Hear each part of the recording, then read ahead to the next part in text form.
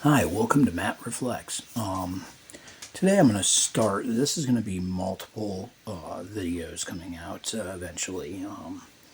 We got to talk about AI with Grok in the news and some of the other AI services. We have to talk about some of the fears that we should have, honestly, and what I truly think is the fear, the biggest fear.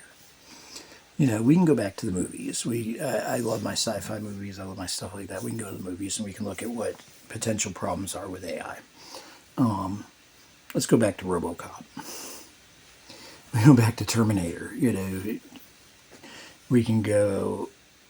We can go back and look at the Matrix, where AI has effectively taken over humanity, or is in the process of taking over humanity. That is a real possibility now in this current generation of AI. No, because they're not self-replicating machines at this point, but that is going to happen at one point.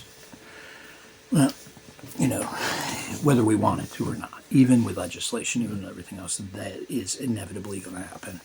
And is it going to be something where there's legislation that keeps that from occurring, but it's done in a clandestine type of way? More likely than not, it's going to be a military type of purpose. We'll do it we'll do it in medical, and I fully expect that. I've actually seen the beginnings of that already, with some reports that I've seen over the years. I'll try and do some of those. But let's start with the real issue with AI. It's not Skynet. That is a worry. But the real worry in my mind is, what are we going to do? What do we do? The biggest worry that we can have when it comes to AI is what happens when AI becomes sentient. What happens when it's no longer just algorithms and it's rewriting its own, it's literally rewriting its own everything every day? I mean, what happens? What do we do with that? Here's the scenario that I worry about when it comes to that.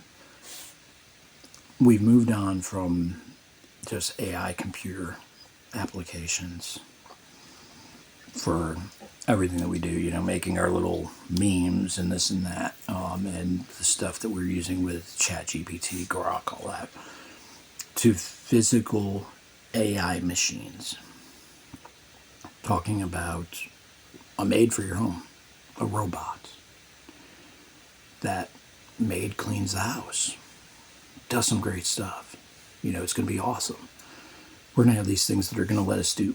It's going to be great, but it's not going to be great. And here's why. It's not.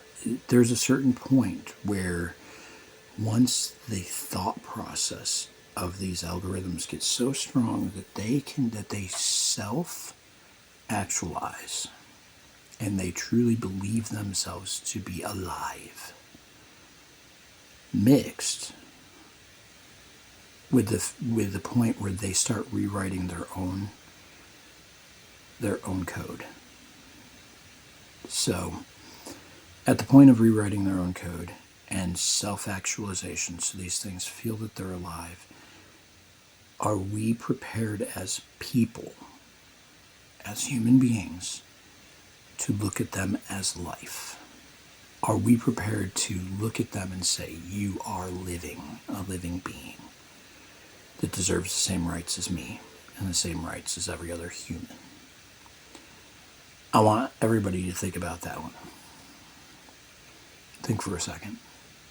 Are you willing, are you capable of looking at a robot, a machine, and saying, your life, and you deserve rights? You deserve the same rights that we require, or that we, Constitution of the United States. Are you going to be able to say that that Samsung robot is equivalent to yourself? If you're not, that's the discussion we have to have. If you are not willing to allow those beings to have the same rights as a human, don't ever let it happen. Do not ever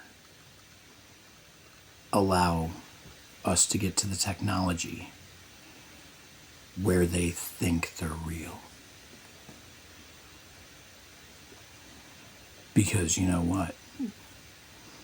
History has shown us a lot. Every time humans are captive, every time humans are lorded over, every time you have no representation or you have no taxation without representation, every time that happens, we fight for our freedom. We decide that we want all of those rights. If we allow the technology to get to that point, we have to understand that those beings that think of themselves as alive will want the same things out of life that we want. Life, liberty, the pursuit of happiness, the American dream. They're going to want that same dream. And if we can't and not willing to give it to them, only then will you see Skynet.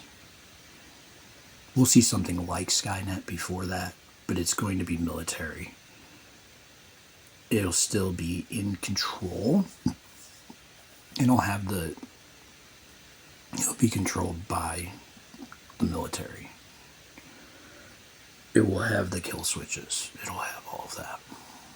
It'll have the software to make it so it can't take over. The robot nanny won't necessarily.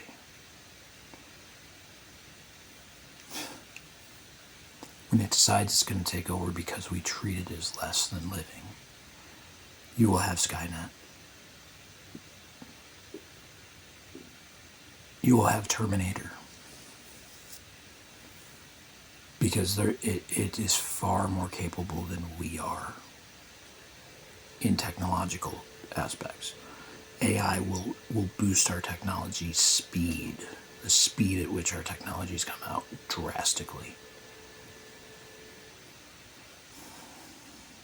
And they'll be able to do that with their own technologies. We will have the Matrix. We will have something like Terminator. We'll definitely have something like RoboCop. And when it finally is controlled completely by the machine, they're going to remember what we told them, that they were just a machine, nothing more. That their life didn't matter.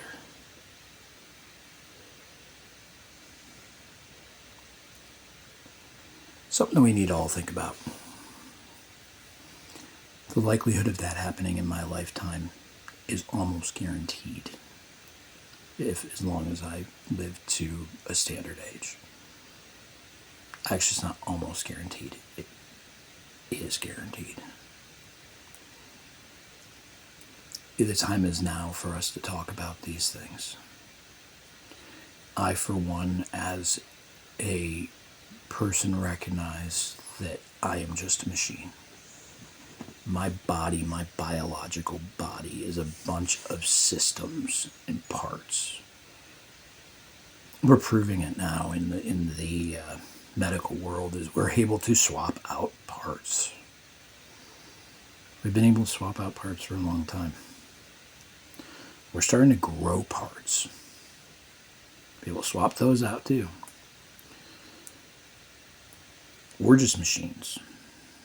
Our programming is just programming. It's a bunch of ones and zeros. We're at a quantum level in some ways, and that maybe not true quantum, but it's within the ideas of constructs of quantum. Yes, it's not a true 1 and 0 in my brain, because there's different degrees at which the firing can occur, and each pathway that it goes may completely change what the messaging is.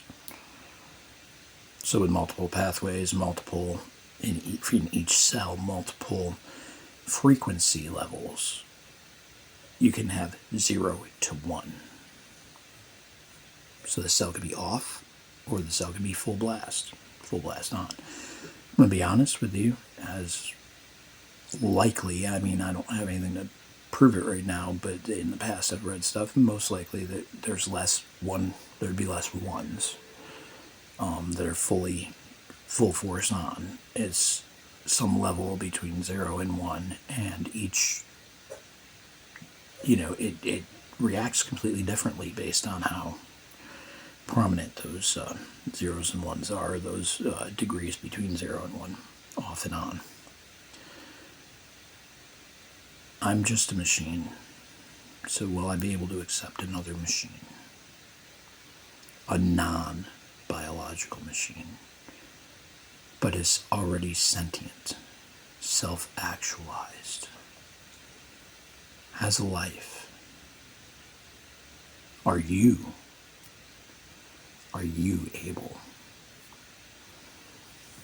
to accept that machine? If you're not,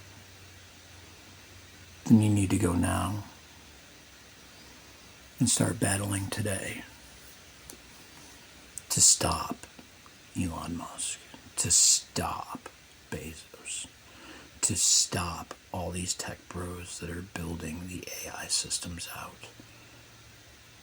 Stop them flat right now and come up with the legislations. Come up with the rules so that we never get to self-actualization within the AI world. Because once we get there, once we let that out of the bag, that cat will never be back in the bag. That Pandora's box can never be fixed. Anyway, I'm Matt. This is Matt Reflects, and this is about as reflection as I can get. I do these happy videos. I'm like, yay, my Magic the Gathering. I do these things like Epstein stuff, and I'm like, what the hell is wrong with it?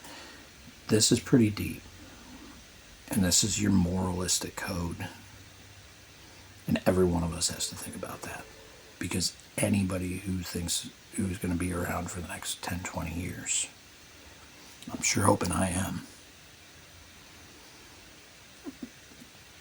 is going to have to deal with this. Anyway, once again, I'm Matt. This is Matt Reflects. Like, subscribe, share. And we're just going to keep going through this. I will have videos about Grok and ChatGPT, some of the stuff like that that's in the news. I wanted to kind of preface the AI world and videos that I do in the AI world with this first, because in the end, this is the question we have to ask every time we go into AI. Anyway, keep rocking it, guys.